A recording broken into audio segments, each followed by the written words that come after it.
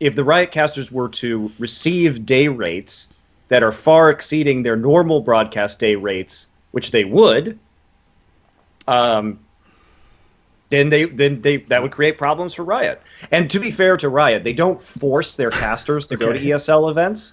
Yeah. Which I guess would be the absolute worst. So they have a choice, but a lot of the casters want to do these events because they enjoy their jobs, and it's one of the rare times where they can spend time with players and casters from other regions, and we can actually get together and chat and have a good time together. So people do it for that reason. Monty makes it sound like if you're in the Riot world, right, you know, you've lived your whole life, you've grown up as a Riot caster, like life's pretty cool, you know, you've been to Riot University, you've got your first jobs, you know, you've got your Riot doctorate, you're working at Riot, you're doing games, you love League of Legends. Don't know what esports is, there's just League of Legends, that is esports. You keep working at Riot University for a while, you get farmed out for a job, but then you hear rumblings, right? You hear someone in a bar one time say, the secret. And you go, what secret? And you go, suddenly that guy's gone, that old man, when you look back, you do a double take, he's gone. But then eventually, right, it's like the Matrix, you know, if you really want to know what the Matrix is, like Neo at the beginning of that movie, you know, you seek it out, you know, you go and you ask around and you post on message boards somewhere and you talk to people and eventually you get pointed in the direction and someone says, follow down the street and first door on the left. So you go down there and there's this door you've never seen before. And you open the door and you go down the stairs, you know, and there's like a sort of a dark cellar area and you come in and you think, right, what could possibly be down here? There must be some sort of like shadowy cabal or something.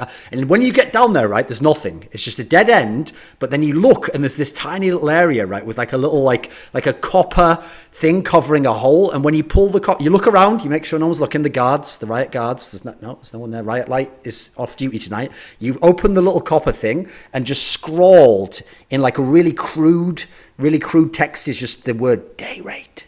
And just reading that word shatters your whole paradigm. Suddenly the world is in color. You didn't know you were in black and white the whole time, and the universe is just shattered. It's over. You are now the most dangerous man in Riot Kingdom. And let me put this for you. So if you like, let's just fire Sembler. That is beautiful. Okay, Sembler, I've got a question for you.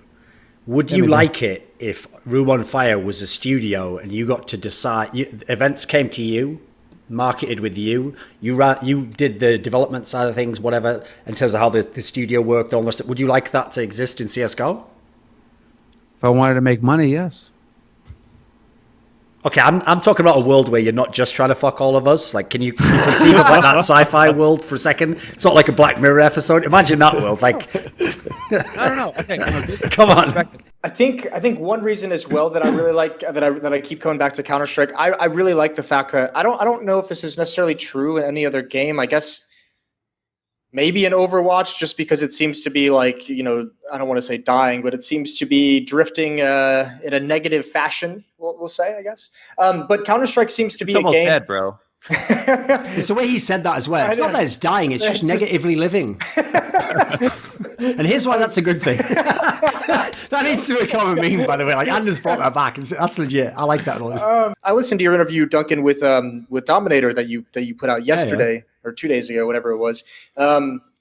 And he said exactly what is kind of true was true for me for the majority of my life, for maybe like the first 15 years of me playing Counter-Strike, was I never really considered myself a gamer. And just like Josh said, he said, I don't consider myself a gamer. I'm just a Counter-Strike player. He's like, that was me. Like, I didn't play anything but Counter-Strike. Well, yeah. I didn't fuck with like any other game really except for Counter-Strike. Like, I didn't play any of the, I don't really play BRs. I've dabbled in a couple when I've had to cast an event, but for the most part, it's just always been Counter-Strike. It seems like there's a lot of people in that boat, because you'll remember, especially from back in the day, and I think we have the players who have like the personality in Counter-Strike that can show it off, but this wasn't like a game for the nerds, so to speak. Like, you had people who like blew out their ACL like playing football or basketball and needed the competitive outlet. Tons of people, and that's one thing that always drew me and kept me involved in Counter-Strike, was this isn't like a nerdy, like, you know, sit in the basement in the dark game kind of a game. This is actually like you're supposed to be here competing, and if you're not actually competing in Counter-Strike, why the fuck are you playing? You've actually made me realize is like bodybuilding.com. Oh, of course, yeah. Well, the joke used to be that we all used to say is like every single poster on ESEA forums was like a fucking bodybuilder, like investment banker, like fucking pickup artist only fucks dime pieces who have exactly the facial makeup that he likes and rate. Like they were the most ridiculous humans that they all bought Bitcoin at $1 and sold it at 9,000. Like they're the most ridiculous humans on the planet. Meanwhile, we all know they're just some sweaty little nerdy fuck who's just like, it's like, but they are sort of bros. You're right. They were more like it was like the fucking proto 4chan in some ways, you know, it's that sort of crowd. One thing I've noticed, okay, is I have actually, do you want to know something sad, Monty? Actually, after one of our early episodes that we did of this series that we're doing about me and Loco covering worlds and stuff, Loco actually had to tell me that I should dial it up a bit and be more confrontational with him, because I was actually sort of being too good a teammate, you know. I was like sort of letting him say any old bollocks. Like there was one episode where I let him try and literally say that like TSM 2016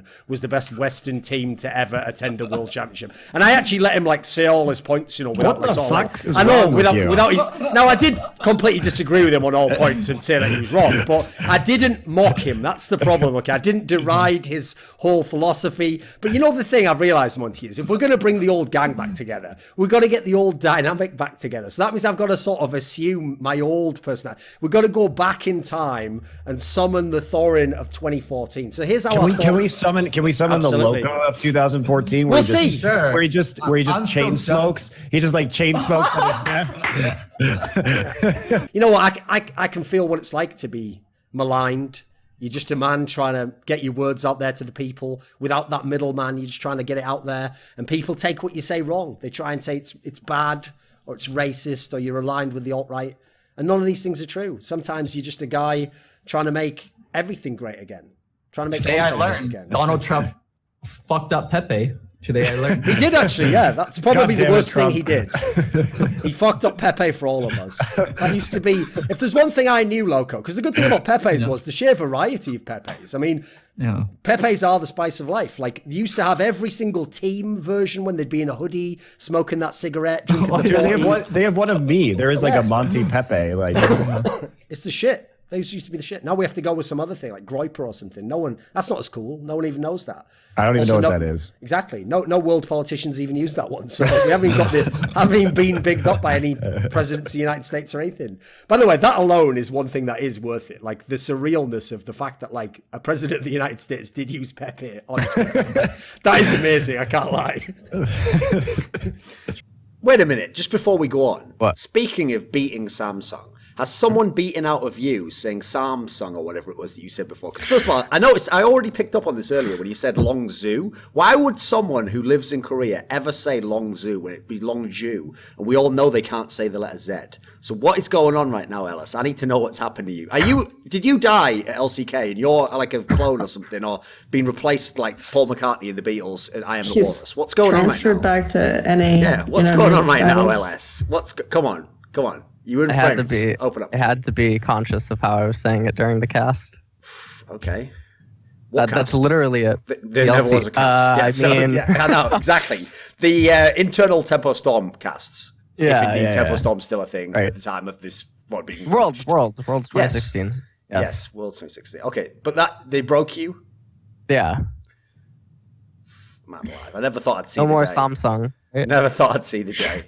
You know, it's weird when I talk to a Korean or something, I'll actually still say Samsung, but if I'm speaking like English with English speakers, I'll say Samsung now. I don't know. Weird. Okay. Well, RIP. Right. Regardless of how they actually decide it in LCK, should BDD be the MVP of the split? He's been a statistical monster, so who else would get MVP? No one from SKT. Probably no one from Samsung. He shared the points with Kuro, but